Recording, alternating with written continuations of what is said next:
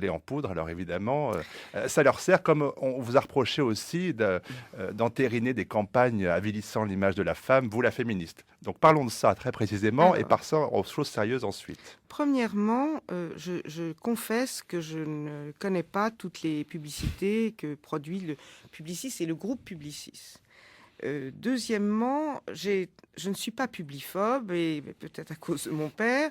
Et pour ma part, je considère qu'on peut aussi avoir de l'humour en ce qui concerne certaines publicités. Il y en a certaines qui m'ont choquée. Celles qui m'ont choquée, en l'occurrence, n'étaient pas sorties de Publicis. C'était des publicités grunge sur les femmes. Et seulement, ces publicités épouvantables sur les femmes font vendre les produits. Qui achète les produits sont les femmes. Je veux dire, bon, moi, personnellement, une publicité qui me choque, pour rien au monde, j'irai acheter le produit qu'on vende. Mais apparemment, c'est pas comme ça pour les autres.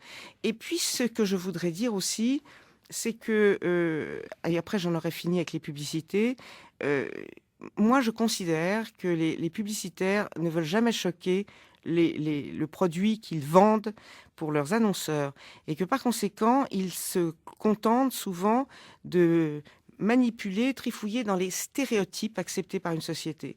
Et je dois dire que ça veut dire pour nous féministes un échec.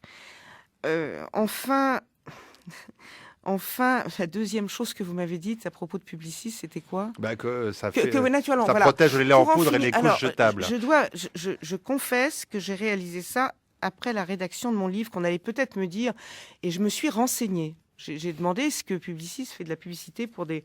On m'a dit oui, pas Publicis lui-même, mais d'autres filiales de Publicis, et ça représente, je ne sais pas, quelque chose de mais vraiment mineur du chiffre d'affaires de Publicis. Et je ne pouvais pas imaginer qu'on puisse penser que moi, qui travaille depuis 30 ans sur l'histoire des femmes, on pourrait penser que pour défendre des intérêts d'actionnaires, j'irais écrire un livre qui serait la publicité des laits maternés. Alors, et la question que je me pose aujourd'hui, très franchement, c'est: aurais-je dû m'abstenir d'écrire sur ce sujet? Je préférerais qu'on m'attaque, si on a à m'attaquer, sur mes arguments, qui peuvent être discutables, mais plutôt que sur ma personne. Ah, Voilà. mais c'est ce qu'on va faire ici, mais je voulais en parler parce que Oui, justement, oui, est-ce que vous vous rendez compte, est-ce que vous vous attendiez à la violence quand même de ces attaques et au niveau je m'y attends. parfois très bas qui accrédite en fait votre thèse de cette sainte alliance des réactionnaires en même temps? Écoutez, je m'y attendais d'autant moins que mon père est mort il y a 14 ans et que je me suis trouvée devant ce choix, faut le dire, soit de vendre Publicis, c'est-à-dire l'œuvre de mon père, soit d'accepter d'être présidente du conseil de surveillance. Et que je pouvais... C'est pas une nouveauté, tout le monde le sait dans le milieu professionnel. Pourquoi ça vient maintenant, je n'en sais rien, mais autant effectivement parler clairement des choses. Voilà, c'est pourquoi je voulais le faire. Alors, il y a des choses, voilà, visibles que certaines veulent mettre en évidence. Je dis certaines parce que c'est vrai que c'est quand même beaucoup certaines et Parfois d'autres certains et aussi. certains aussi, mais d'autres souterrains ou Oui. souterraines. Que le féminisme radical américain, qu'on connaît peu en France, et ses auteurs notamment, que ce soit Andrea Dworkin ou Katharine McKinnon, sont quand même des auteurs qui ont irrigué la pensée de celles et ceux qui vous attaquent le plus aujourd'hui. Est-ce qu'on peut juste situer, et j'ouvre le débat ensuite, les thèses un peu de ce courant féministe radical américain, Elisabeth Badinter? Tout à fait. C'est un mouvement qui naît au début des années 80 et qui est une réponse à une grande déception causée par le féminisme antérieur, qui était le féminisme classique, universaliste, disons grosso modo à la Beauvoir. Et cette déception venait simplement du fait que 20 ans de militantisme de ce féminisme-là n'avaient pas résolu beaucoup de problèmes des femmes. Et donc, ces féministes nouvelles des années 80 américaines ont pensé que nous avions fait fausse route. Je dis nous parce que moi, je suis vraiment dans la lignée Beauvoir. Et par conséquent, il fallait faire exactement le contraire. Il fallait exactement, au lieu de militer pour le partage asexué du rôle et des fonctions, qui, disait-elle, faisait disparaître la féminité, la spécificité de la féminité, il fallait faire tout le contraire et mettre en lumière la nature féminine, ce que pouvait apporter la potentialité maternelle de chaque femme.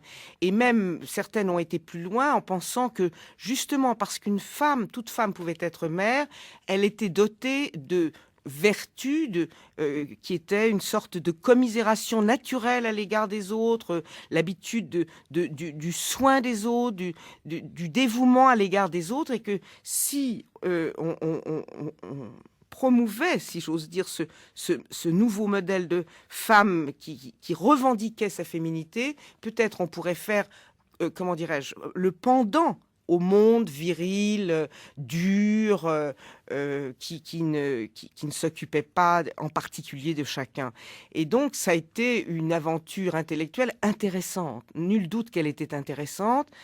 Au demeurant, pour ma part, je reste convaincue qu'elle est enfermante, qu'elle est séparatrice des sexes et enfermante.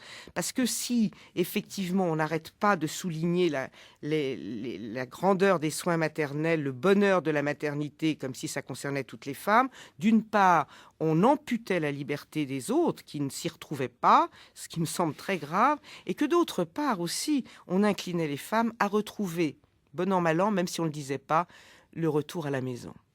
Ouais, on évoquera tout à l'heure la question des childless, on va dire les sans enfants, qui est un point très important de développer dans ce livre. On ouvre la discussion. Michel Vignard, je vous sens prêt.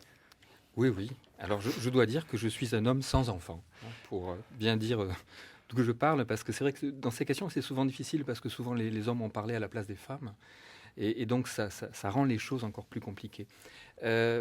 Moi, je voudrais repartir de votre titre, sur lequel qui m'a arrêté un long moment avant de me sauter aux yeux, si j'ose dire, le conflit en gros en rouge, et puis en dessous, en sous-titre, la femme et la mère en plus petit.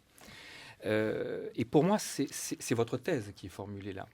Et est-ce que vous me permettez de la résumer sous deux propositions qui sont peut-être un petit peu provocatrices, mais qui peut-être aussi expliquent les réactions ou les contestations dont ce livre a fait l'objet depuis sa parution. Au fond, ce que vous dites en substance dans ce livre, c'est deux choses. Une femme n'est jamais obligée d'être mère, et si elle devient mère, elle n'est pas obligée d'aimer ça. Non, je récuse elle n'est pas obligée d'aimer ça.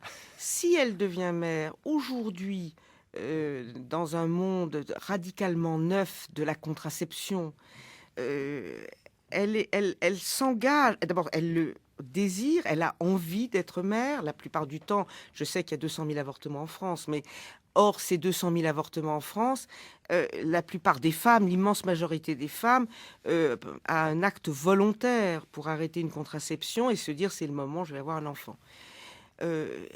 Simplement, ce qui est vraiment nouveau et pèse très lourd sur chacune d'entre elles aujourd'hui, c'est que le fait qu'une femme décide de mettre un enfant au monde l'engage 1000 fois plus que dans les temps jadis où c'était un accident du Seigneur ou de la nature. Et il me semble que on utilise ce sens de la responsabilité au maximum, et notamment chez les naturalistes. C'est-à-dire que quand on va être mère, on se dit il faut que je sois la meilleure mère possible pour cet enfant que j'ai décidé de faire naître. Et d'ailleurs, je cite cette phrase toute nouvelle par rapport à l'histoire de l'humanité, des enfants qui, à un moment ou à un autre, peuvent vous dire « je n'ai pas choisi de naître. Tu as décidé de me faire naître. Moi, je n'ai pas choisi d'être là. » Et donc, ça, c'est un élément d'hyper-responsabilité. Et on s'aperçoit que